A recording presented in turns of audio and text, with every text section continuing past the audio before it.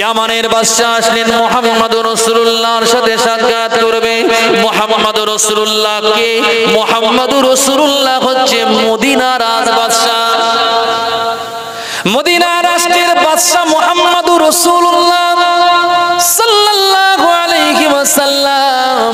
ইয়ামানের বাদশা সুন্দর পোশাক পরিহিত অবস্থায় ঘোড়ার পেটে সাওয়ার হয়ে সাথী সঙ্গীকে নিয়ে হযরতে মদিনার বাদশা আমাদের জানেন নবী মুহাম্মদুর রাসূলুল্লাহ সাল্লাল্লাহু আলাইহি ওয়াসাল্লামের সাথে সাক্ষাৎ মোলাকাত করার জন্য এসেছেন। ইতিপূর্বে মুহাম্মদুর রাসূলুল্লাহকে দেখেননি, নাম শুনে এসেছেন যে খুব বড় ভালো মানুষ, ন্যায় পরায়ণ বাদশা, সঠিক আখলাক আদর্শবান বাদশা। মানুষ মুখে তার নাম গোটা দুনিয়া ব্যাপী মুহাম্মাদের সুখ্যাতি, মুহাম্মাদের সুঘ্রাণ, মুহাম্মাদের নাম, মুহাম্মাদের প্রশংসা, মুহাম্মাদের কথাটা গোটা বিশ্বের মানুষের কাছে পৌঁছে গিয়েছে। তখন সোশ্যাল মিডিয়া ছিল না বাবা, ইউটিউব ছিল না বাবা।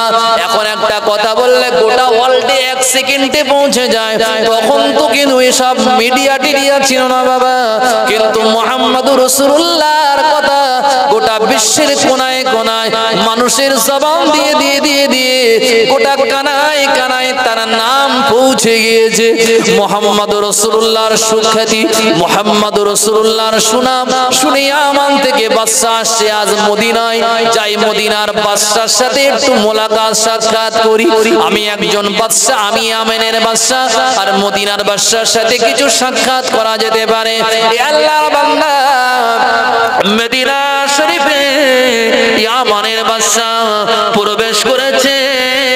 মানুষের মুখে মুখে শুনে শুনে আল্লাহর হাবিব মুহাম্মদুর রাসূলুল্লাহর মদিনা মুনাওয়ারা মসজিদুন নববীর কাছাকাছি চলে এসেছেন। মামা ইয়ামানের বাদশা এমন সময় আমার নবীকে চিনেও চিনতে পারেন না। আল্লাহর নবী যে বিছানার উপরে শুয়েছিলেন না, আল্লাহর হাবিব মুহাম্মদুর রাসূলুল্লাহ যে চেটার উপরে শুয়েছিলেন, আল্লাহর হাবিবের কাছে গিয়ে যখন জিজ্ঞাসা করছে, আসলে আমার নবীর নাম শুনেছে, রাসূলুল্লাহ কি ইতিপূর্বে দেখেননি? ইয়ামানের বাদশা জিজ্ঞাসা করবি তো কর। আমার নবীর কাছে গিয়ে জিজ্ঞাসা করছে, ও ভাই মুহাম্মদকে, মুহাম্মদুর রাসূলুল্লাহকে কোথায় গেলে পাওয়া যাবে? আমার নবী ছিনা চাটায় শুয়েছিলেন খালি গায়। হুজুর আমার উঠে বসলেন। ইয়ামানের বাদশা দেখলেন মুহাম্মদকে চিনেন না, কিন্তু আমার নবী যখন উঠে বসেছেন, আমার নবী মুহাম্মদুর রাসূলুল্লাহ সাল্লাল্লাহু আলাইহি ওয়াসাল্লামের পিঠে বাবা খাজুর গাছের চেটার গোল গোল দাগগুলো হুজুরের নূরানি চেহারা মোবারকে সব কিনা আপনার কিনা গিয়ে আপনার লেগে আছে। জোরে বলুন সুবহানাল্লাহ। এই বাদশারা কোনদিন ছেঁড়া চেটায় শোয়? রাসূলুল্লাহ তো গোটা কায়নাতের বাদশা, তিনি ইহ জগতের বাদশা, পর জগতেরও। আল্লাহ আমার নবীকে মক্কার মাটিতে ওয়াফাত দিয়েছিল। আপনি যদি বলেন গোটা মক্কার মাটিটা আপনার জন্য সোনা চাঁদি বানিয়ে দেব, আচ্ছা এমন ওয়াফাত যদি আমাদের জিবরাইল না আমাদের কেউ একটা শুনিয়ে দেয়, ভাই আপনারা মনে হয় নেবেন না? ওসব লোভ লালসা আপনাদের নাই, ওসব লোকটা আপনাদের নাই। আনফানে ঘর ভাইনি বলতেছ দাদা আমার নামটা উঠেছে, কি কথা ঠিক না বল? আইলাই কিচ্ছু হয়নি, পাকা ঘর, সাদওয়ালা ঘর, বলতেছে দেখো না আমার সব শেষ। আপনাদের লোভ লালসা নাই। রাসূলুল্লাহর কাছে অফার এসেছিল ধনী হওয়ার অফার। রাসূলুল্লাহর কাছে অফার এসেছিল মদিনার মক্কার সবথেকে সুন্দরী নারীর অফার এসেছিল না? আসেনি? রাসূলুল্লাহর অফার এসেছিল যদি আপনি আপনার রাস্তা ছেড়ে দেন, যদি তাওহীদের বাণী প্রচারটা বন্ধ করেন, মক্কার বাদশাহী আপনার হাতে দিয়ে দেব। রাসূল বলেছিল ডান হাতে সূর্য, বাম হাতে যদি চন্দ্র এনে দাও, তারপরে মুহাম্মদুর রাসূলুল্লাহর কিছু প্রয়োজন নাই। মুহাম্মদ আমার আল্লাহর আমি খুশি করা, রাজি করাটাই আমার প্রধান কাজ। সুবহানাল্লাহ। এখন মদিনার বাদশা মুহাম্মদুর রাসূলুল্লাহ, তিনি রাষ্ট্রনায়ক।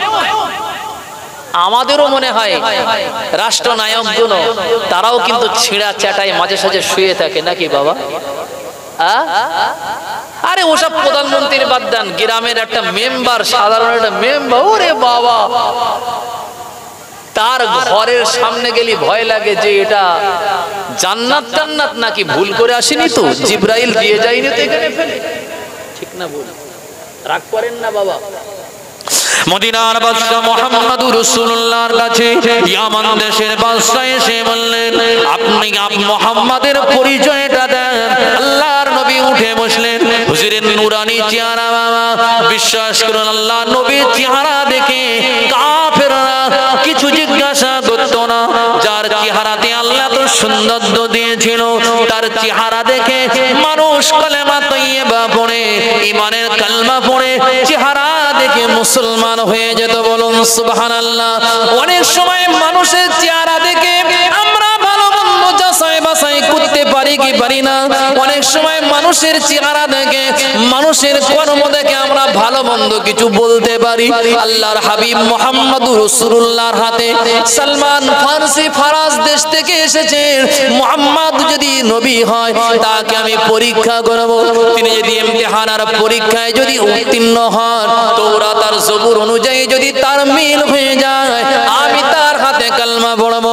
সালমানে ফারসি আমার নবীকে জিজ্ঞাসা করেননি, আমার নবীর চেহারা দেখে তিনি বললেন, আশহাদু আল্লা ইলাহা ইল্লাল্লাহু ওয়া আন্না আশহাদু আন্না মুহাম্মাদান আবদুহু ওয়া রাসূলুহু। আমি গবাই সাক্ষী দিচ্ছি আল্লাহ ছাড়া কোনো ইলাহা উপাস্য নাই, মুহাম্মদ আল্লাহর প্রেরিত রাসূল।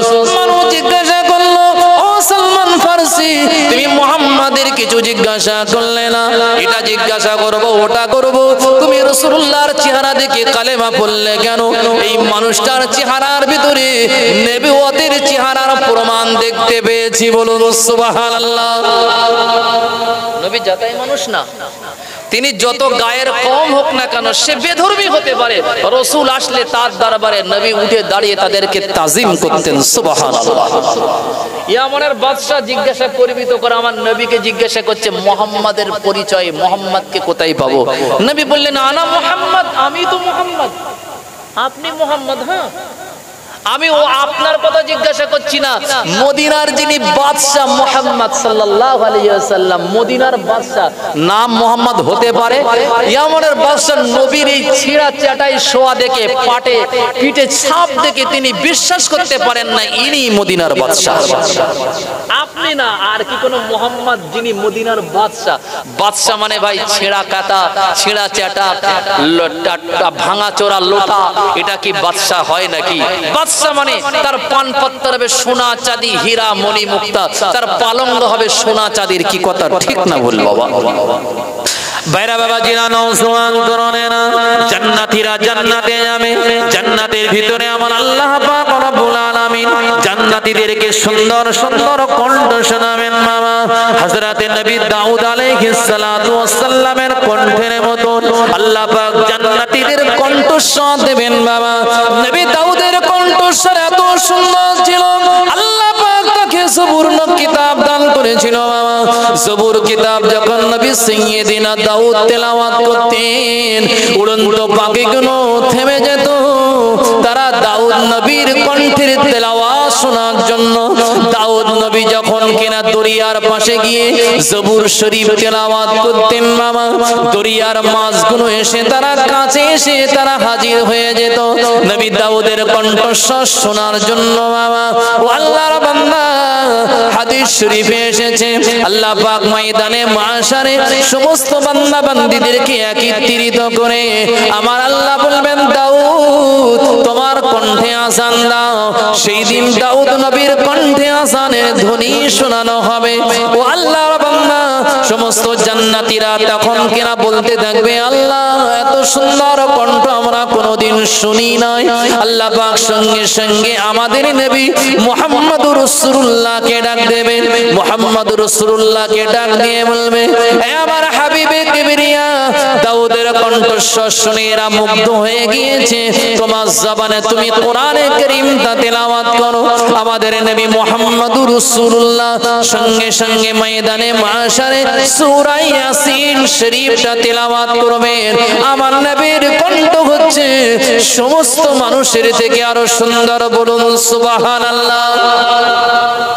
আমাদের নবী সমস্ত নবীদের থেকে জ্ঞানে গুণে, দেখতে শুনতে, আখলাক আদর্শে, সর্বদিক থেকে আমার নবী হচ্ছেন সেরা। জোরে বলুন সুবহানাল্লাহ। আমার নবী হচ্ছে সবার সেরা। ইউসুফ আলাইহিস সালাতু ওয়াস সালামের জামাল, ইউসুফ আলাইহিস সালাতু ওয়াস সালামের চেহারায় মিশরের নারীরা পাগল ছিল। কি কথা ঠিক না ভুল বাবা? জুলাইখা তো পাগল ছিল বটে, কিন্তু মিশরের নারীরাও পর্যন্ত ইউসুফের রূপ দেখে তারা, কোরআন শরীফের ভিতরে এসেছে, তাদের ফল কাটা বাদ দিয়ে তাদের হাতগুলো কেটে ফেলেছিল। আম্মা আয়েশা বলছে, সাইয়্যিদিনা রাসূলুল্লাহ, আমার প্রাণের স্বামী, আপনি বেশি সুন্দর না, ইউসুফ আলাইহিস সালাতু ওয়াস সালাম বেশি সুন্দর। রাসূলুল্লাহ মুস্কি হাসি দিয়ে বলেছিল, আয়েশা, মিশরের নারীরা ইউসুফের সৌন্দর্য থেকে, তার চেহারা দেখে হাত কেটেছিল। যদি তোমার মুহাম্মদুর রাসূলুল্লাহকে তারা একবার দেখতো, তারা হাত কাটা না, তাদের হাত কাটতে কাটতে তাদের কলিজাগুলো কেটে খান খান করে দিত। সুবহানাল্লাহ। আল্লাহ পাক রব্বুল আলামিন জান্নাতীদেরকে সুন্দর জায়গা দেবেন বাবা। জান্নাতীরা জান্নাতে যাবে, হাদিস শরীফে এসেছে বাবা। আল্লাহ পাক তাদের লম্বা করবেন সাইয়্যিদিনা আদম সাফিউল্লাহর মতন। আদম সাফিউল্লাহ কতটা লম্বা ছিল? আদম সাফিউল্লাহ 3.5 আপনার কিনা 3.5 আপনার 60 হাত লম্বা ছিল বাবা। হযরতে আদম আলাইহিস সালাতু ওয়াস সালামের মতন লম্বা হবে। হযরতে মূসা, হযরতে ইউসুফ নবীর মতন আল্লাহ পাক জান্নাতীদের চেহারার সৌন্দর্য দেবে। হযরতে দাউদ নবীর মতন কণ্ঠস্বর দেবে। ও আল্লাহর বান্দা, আর হযরতে নবী ইব্রাহিম খলিলুল্লাহর মতন মাথার চুল হবে। ও আল্লাহর বান্দা, জান্নাতীদেরকে আল্লাহ সব নাজ নিয়ামত দেবেন, কিন্তু জান্নাতীদের আখলাক আর আদর্শ হবে একজন নবীর মতন। তিনি আর অন্য কেউ না, তিনি হলেন মুহাম্মদুর রাসূলুল্লাহ সাল্লাল্লাহু আলাইহি ওয়াসাল্লাম, যার আখলাক আদর্শ সম্পর্কে আল্লাহ কোরআনে কারীমে বলেছেন, ওয়া ইন্নাকা লাআলা খুলুকিন আযীম। আম্মা আয়েশাকে জিজ্ঞাসা করা হলো, আমার রাসূলুল্লাহর আদর্শ, আমার রাসূলের আখলাক কি? হযরতে আম্মা আয়েশা বললেন, আপনারা কি কোরআনে কারীম পড়েননি? কোরআন হচ্ছে আমার রাসূলুল্লাহর জিন্দেগীর আখলাক আর আদর্শ। জোরে বলুন সুবহানাল্লাহ। জান্নাতীরা রাসূলুল্লাহর আদর্শ আল্লাহ পাক আমার নবীর মতন দেবেন। জান্নাতে কোনো হিংসা থাকবে না, জান্নাতীদের কোনো অহংকার থাকবে না, জান্নাতীর ভিতরে মারামারি থাকবে না, জান্নাতীদের ভিতরে কোনো রকম কিছু থাকবে না বাবা। তারা শুধু আমার আল্লাহ পাককে দেখবেন। জান্নাতে সবথেকে উত্তম দেখা হবে আল্লাহ পাকের দিদার, আল্লাহ পাকের দর্শন। জোরে বলুন সুবহানাল্লাহ। আল্লাহ পাক রব্বুল আলামিন জান্নাতকে সুন্দর করে সাজিয়েছে বাবা। হযরতে সাইয়্যিদিনা বিলাল হাবশীকে আল্লাহ নবী জিজ্ঞাসা করেছিল, ও সাইয়্যিদিনা বিলাল, আমি তোমার পায়ের আওয়াজটা জান্নাতের ভিতরে নিষ্কানে শুনে এসেছি। বিলাল, দুনিয়াতে কি এমন আমল করো, কি এমন ইবাদত করো, ওই আমলটা আমি রাসূলুল্লাহকে শুনিয়ে দাও। হযরতে বিলাল বলল, ইয়া রাসূলুল্লাহ, ইয়া হাবিবাল্লাহ, আমি কালো পানা মানুষ বলে আপনি কি আমাকে দেখে কি ঠাট্টা করছেন নাকি? না ইয়া রাসূলুল্লাহ, আমার বিশ্বাস আপনি এমন কথা বলেন না, কেননা আল্লাহ পাক বলেছেন আমার নবী বানিয়ে কোনো কথা বলে না। আমার নবী যতক্ষণ আমি তাকে না বলাই, আল্লাহ পাক রব্বুল আলামিন বলেন, ওমা ইয়ানতিকু আনিল হাওয়া ইন হুয়া ইল্লা ওয়াহয়ু ইউহা আল্লামাহু শাদীদুল কুওয়া। আল্লাহ পাক বলেন আমার নবীকে আমি যতক্ষণ না বলাই ততক্ষণ আমার নবী কোনো কথা বলেন না।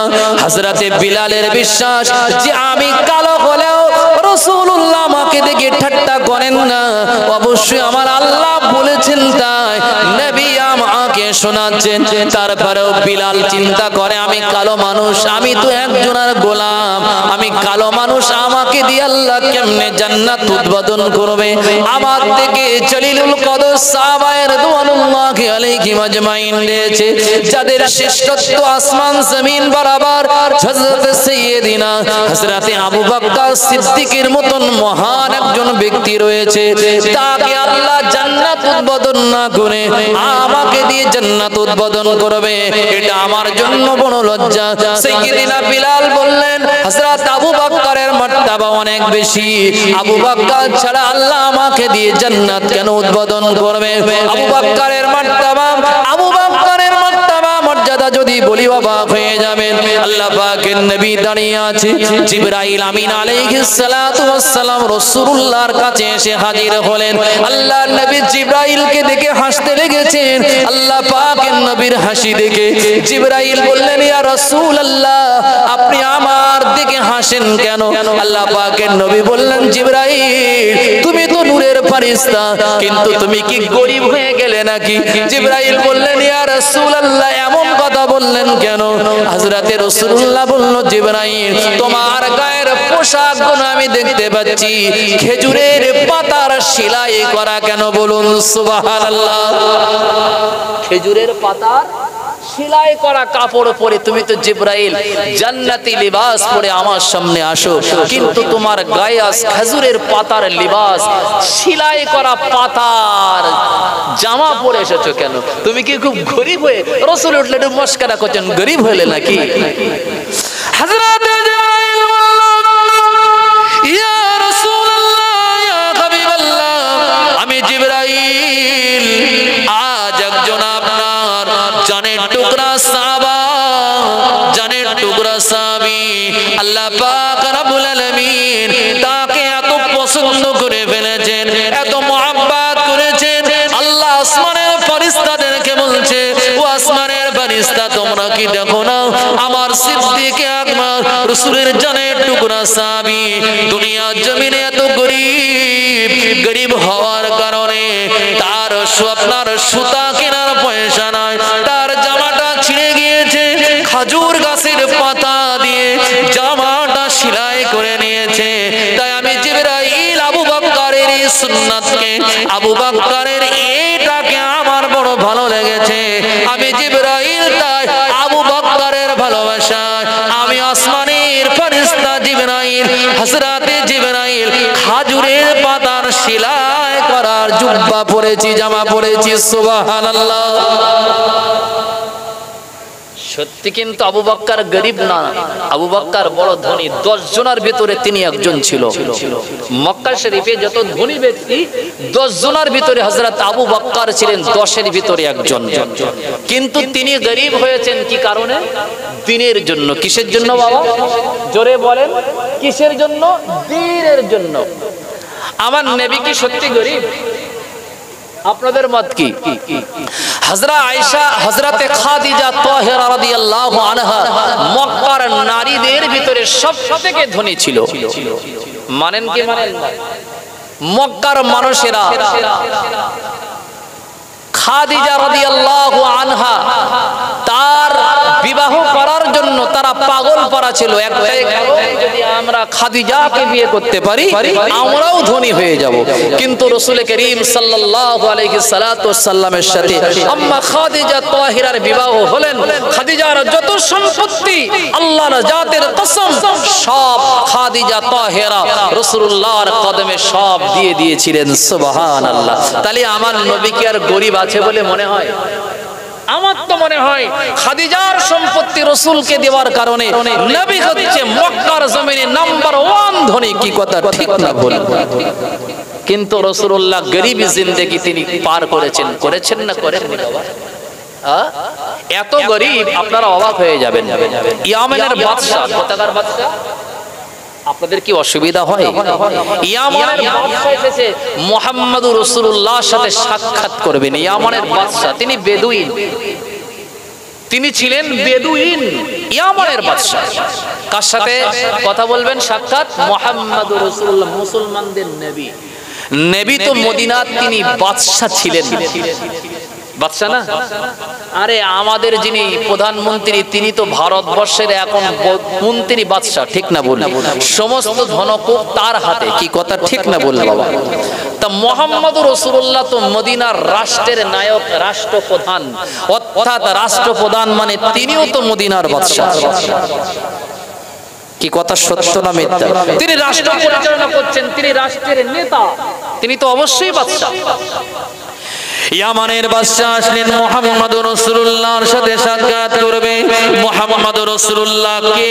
মুহাম্মদুর রাসূলুল্লাহ হচ্ছে মদিনার রাজবাদশা, মদিনা রাষ্ট্রের বাদশা মুহাম্মদুর রাসূলুল্লাহ সাল্লাল্লাহু আলাইহি ওয়াসাল্লাম। ইয়ামানের বাদশা সুন্দর পোশাক পরিহিত অবস্থায় ঘোড়ার পেটে সাওয়ার হয়ে সাথী সঙ্গীকে নিয়ে হযরতে মদিনার বাদশা আমাদের জানেন নবী মুহাম্মদুর রাসূলুল্লাহ সাল্লাল্লাহু আলাইহি ওয়াসাল্লামের সাথে সাক্ষাৎ মোলাকাত করার জন্য এসেছেন। ইতিপূর্বে মুহাম্মদুর রাসূলুল্লাহকে দেখেননি, নাম শুনে এসেছেন যে খুব বড় ভালো মানুষ, ন্যায় পরায়ণ বাদশা, সঠিক আখলাক আদর্শবান বাদশা। মানুষ মুখে তার নাম গোটা দুনিয়া ব্যাপী, মুহাম্মাদের সুখ্যাতি, মুহাম্মাদের সুঘ্রাণ, মুহাম্মাদের নাম, মুহাম্মাদের প্রশংসা, মুহাম্মাদের কথাটা গোটা বিশ্বের মানুষের কাছে পৌঁছে গিয়েছে। তখন সোশ্যাল মিডিয়া ছিল না বাবা, ইউটিউব ছিল না বাবা। এখন একটা কথা বললে গোটা ওয়ার্ল্ডে এক সেকেন্ডে পৌঁছে যায়। তখন তো কিন্তু এসব মিডিয়া টিডিয়া ছিল না বাবা, কিন্তু মুহাম্মদুর রাসূলুল্লাহর কথা গোটা বিশ্বের কোনায় কোনায় মানুষের জবান দিয়ে দিয়ে দিয়ে দিয়ে গোটা কানায় কানায় তার নাম পৌঁছে গিয়েছে। মুহাম্মদুর রাসূলুল্লাহর সুখ্যাতি, মুহাম্মদুর রাসূলুল্লাহর সুনাম শুনে ইয়ামান থেকে বাদশা আসছে আজ মদিনায়। যাই মদিনার বাদশার সাথে একটু মোলাকাত সাক্ষাৎ করি। আমি একজন বাদশা, আমি ইয়ামানের বাদশা, আর মদিনার বাদশার সাথে কিছু সাক্ষাৎ করা যেতে পারে। আল্লাহর বান্দা মদিনা শরীফে ইয়ামানের বাদশা প্রবেশ করেছে। মানুষের মুখে মুখে শুনে শুনে আল্লাহর হাবিব মুহাম্মদুর রাসূলুল্লাহর মদিনা মুনাওয়ারা মসজিদুন নববীর কাছাকাছি চলে এসেছেন। মামা ইয়ামানের বাদশা এমন সময় আমার নবীকে চিনেও চিনতে পারেন না। আল্লাহর নবী যে বিছানার উপরে শুয়েছিলেন না, আল্লাহর হাবিব মুহাম্মদুর রাসূলুল্লাহ যে চেটার উপরে শুয়েছিলেন, আল্লাহর হাবিবের কাছে গিয়ে যখন জিজ্ঞাসা করছে, আসলে আমার নবীর নাম শুনেছে, রাসূলুল্লাহ কি ইতিপূর্বে দেখেননি? ইয়ামানের বাদশা জিজ্ঞাসা করবি তো কর। আমার নবীর কাছে গিয়ে জিজ্ঞাসা করছে, ও ভাই মুহাম্মদকে, মুহাম্মদুর রাসূলুল্লাহকে কোথায় গেলে পাওয়া যাবে? আমার নবী ছিনা চাটায় শুয়েছিলেন খালি গায়। হুজুর আমার উঠে বসলেন। ইয়ামানের বাদশা দেখলেন মুহাম্মদকে চিনেন না, কিন্তু আমার নবী যখন উঠে বসেছেন, আমার নবী মুহাম্মদুর রাসূলুল্লাহ সাল্লাল্লাহু আলাইহি ওয়াসাল্লামের পিঠে বাবা খাজুর গাছের চেটার গোল গোল দাগগুলো হুজুরের নূরানি চেহারা মোবারকে সব কিনা আপনার কিনা গিয়ে আপনার লেগে আছে। জোরে বলুন সুবহানাল্লাহ। এই বাদশারা কোনদিন ছেঁড়া চেটায় শোয়? রাসূলুল্লাহ তো গোটা কায়নাতের বাদশা, তিনি ইহ জগতের বাদশা, পর জগতেরও। আল্লাহ আমার নবীকে মক্কার মাটিতে ওয়াফাত দিয়েছিল। আপনি যদি বলেন গোটা মক্কার মাটিটা আপনার জন্য সোনা চাঁদি বানিয়ে দেবো, আচ্ছা এমন অফার যদি আমাদের জিবরাইল না আমাদের কেউ একটা শুনিয়ে দেয়, ভাই আপনারা মনে হয় নেবেন না? ওসব লোভ লালসা আপনাদের নাই, ওসব লোকটা আপনাদের নাই। আনফানে ঘর ভাইনি বলতেছ দাদা আমার নামটা উঠেছে, কি কথা ঠিক না বল? আইলাই কিচ্ছু হয়নি, পাকা ঘর, সাদওয়ালা ঘর, বলতেছে দেখো না আমার সব শেষ। আপনাদের লোভ লালসা নাই। রাসূলুল্লাহর কাছে অফার এসেছিল ধনী হওয়ার অফার। রাসূলুল্লাহর কাছে অফার এসেছিল মদিনার মক্কার সবথেকে সুন্দরী নারীর অফার এসেছিল না? আসেনি? রাসূলুল্লাহর অফার এসেছিল যদি আপনি আপনার রাস্তা ছেড়ে দেন, যদি তাওহীদের বাণী প্রচারটা বন্ধ করেন, মক্কার বাদশাহী আপনার হাতে দিয়ে দেব। রাসূল বলেছিল ডান হাতে সূর্য, বাম হাতে যদি চন্দ্র এনে দাও, তারপরে মুহাম্মদ রাসূলুল্লাহর কিছু প্রয়োজন নাই। মুহাম্মদ আমার আল্লাহর আমি খুশি করা, রাজি করাটাই আমার প্রধান কাজ। সুবহানাল্লাহ। এখন মদিনার বাদশা মুহাম্মদ রাসূলুল্লাহ, তিনি রাষ্ট্রনায়ক। আমাদেরও মনে হয় রাষ্ট্রনায়কগুলো তারাও কিন্তু ছিঁড়া চাটাই মাঝে সাঝে শুয়ে থাকে নাকি বাবা? আরে ওসব প্রধানমন্ত্রীর বাদ দেন, গ্রামের একটা মেম্বার, সাধারণ একটা মেম্বার, ওরে বাবা, তার ঘরের সামনে গেলে ভয় লাগে যে এটা জান্নাত জান্নাত নাকি ভুল করে আসেনি তো, জিবরাইল দিয়ে যায়নি তো এখানে ফেলে। ঠিক না ভুল? রাগ করেন না বাবা। মদিনার বাদশা মুহাম্মদুর রাসূলুল্লাহর কাছে ইয়ামান দেশের বাদশা এসে বললেন, আপনি মুহাম্মাদের পরিচয়টা দেন। আল্লাহর নবী উঠে বসলেন। হুজুরের নূরানি চেহারা, বাবা বিশ্বাস করুন, আল্লাহর নবীর চেহারা দেখে কাফেররা কিছু জিজ্ঞাসা করত না। যার চেহারাতে আল্লাহ তো সৌন্দর্য দিয়েছিল, তার চেহারা দেখে মানুষ কালেমা তাইয়্যিবা পড়ে, ঈমানের কালমা পড়ে চেহারা দেখে মুসলমান হয়ে যেত। বলুন সুবহানাল্লাহ। অনেক সময় মানুষের চেহারা দেখে আমরা ভালো মন্দ যাচাই বাছাই করতে পারি কি পারি না। অনেক সময় মানুষের চেহারা দেখে, মানুষের কর্ম দেখে আমরা ভালো মন্দ কিছু বলতে পারি। আল্লাহর হাবিব মুহাম্মদুর রাসূলুল্লাহর হাতে সালমান ফারসি ফারাস দেশ থেকে এসেছে। মুহাম্মদ যদি নবী হয়, তাকে আমি পরীক্ষা করব। তিনি যদি ইমতিহানার পরীক্ষায় যদি উত্তীর্ণ হন, তাওরাত আর জবুর অনুযায়ী যদি তার মিল হয়ে যায়, আমি তার হাতে কালমা পড়বো।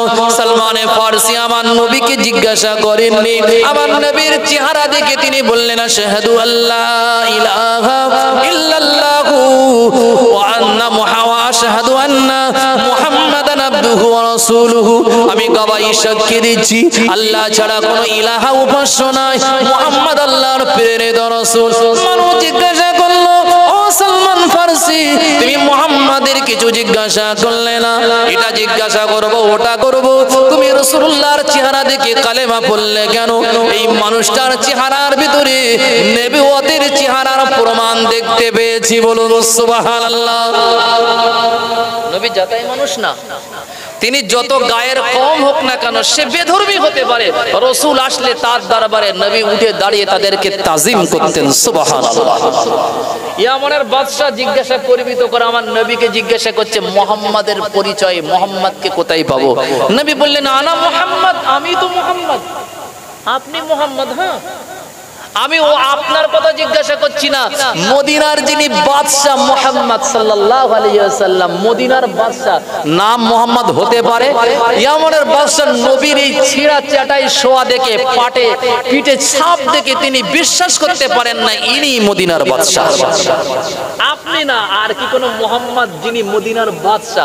বাদশা মানে ভাই ছেঁড়া কাটা, ছেঁড়া চাটা, ভাঙা চোরা লোটা, এটা কি বাদশা হয় নাকি?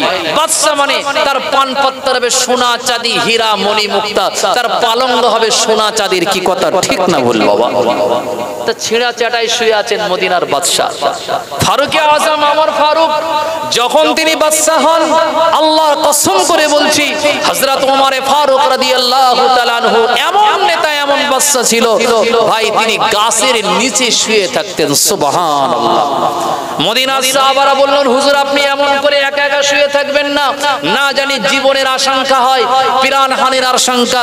ওমর বললেন, আমি এমন কোন জনগণের এমন কোন খারাপ কাজ করিনি যে আমার সিকিউরিটি নিতে হবে, আমাকে নিরালা আলাদা জায়গায় আমাকে ঘুমাতে হবে, ঘরের ভিতরে বদ্ধ হয়ে ঘুমাতে এমনটি না, আমি জনগণের বন্ধু, জনগণ আমাকে কোনোদিন ক্ষতি করবে না। সুবহানাল্লাহ। আর আমাদের দাদাগণ সিকিউরিটি নিয়ে ঘোরে, বলে কখন কি হয়ে যাবে। কত বড় বড় কত ভালো কাজ করেছে তার ঠিক নেই, না কত মানুষের যে কত বিপদে ফেলেছে তার কোনো ঠিক নাই বাবা। কি ঠিক না ভুল বলছি? হ্যাঁ। এই আল্লাহর বান্দা নবীর উম্মত খুব মনোযোগ সহকারে শুনবেন না।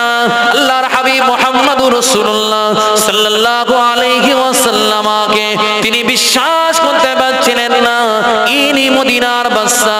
আল্লাহর হাবিব বললেন, আনা মুহাম্মদুর মুহাম্মাদুর রাসূলুল্লাহ, তুমি যে মুহাম্মাদের নাম, যে মুহাম্মাদের জন্য আজ ইয়ামান থেকে এসেছো, আমি সেই মুহাম্মাদুর রাসূলুল্লাহ। হযরতে মুহাম্মাদুর রাসূলুল্লাহ সাল্লাল্লাহু আলাইহি ওয়াসাল্লাম তার নম্বর, তার ভদ্র, তার বিনয় দেখে তিনি অবাক হয়ে গেলেন। তিনি বলতে লাগলেন, আমরা দূর দেশ থেকে এসেছি, সাথী সঙ্গীদেরকে নিয়ে যা খানা পানি ছিল, যা খাদ্য পানি ছিল, সব মাস্তায় শেষ হয়ে গিয়েছে। ও মদিনার বাদশা, আজ আমি একজন বাদশা, দেশের বাদশা, আমি এসেছি আমাদেরকে একটু পানি পান করান।